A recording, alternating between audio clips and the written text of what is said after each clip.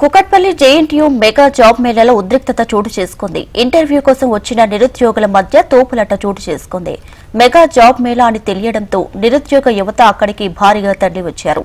ముందస్తు ఏర్పాట్లు చేయడంలో నిపుణులు సేవా ఇంటర్నేషనల్ జేఎన్టీయూ అధికారులు విఫలమయ్యారు.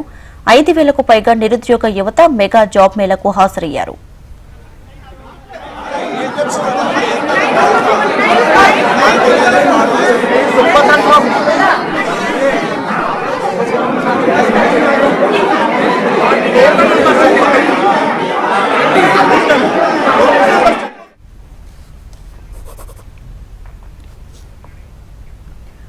రైట్గా కుకట్పల్లి జేఎన్టీయూ మెగా జాబ్ మేళాలో యువత మధ్య ఉద్రిక్తత చోటు చేసుకుంది. ఇక మరిన్ని details Hyderabad bureau chief Ramana అందిస్తారు. రమణ, దీపిక, జేఎన్టీలో ఏర్పాటు చేసిన జాబ్ మేళా గందరగోళ పరిస్థితి దారితీసిందని చెప్పాలి.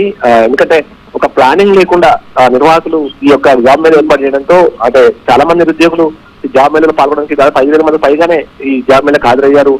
అక్కడ సరైనటువంటి ప్లానింగ్ లేకపోవడంతో ఆ లైన్లలో ఒక్కసారిగా అందరూ తాము ముందుకు వెళ్ళాలనేటువంటి తాపత్రయంలో అందరూ కూడా తోపులాటకు గురయ్యారు. అంటే కొంత తోసుకుంటూ మరి ముందుకెళ్లే ప్రయత్నం చేయడంతో కొంత గందరగోళ పరిస్థితి ఏర్పడ్డాయి.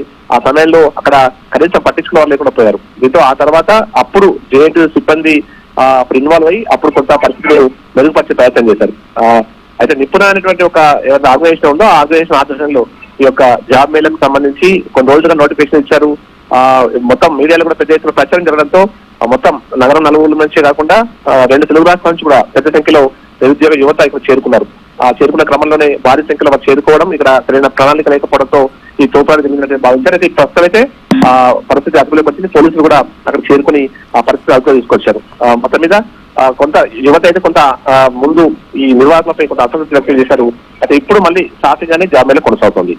Right Ramana, thank you.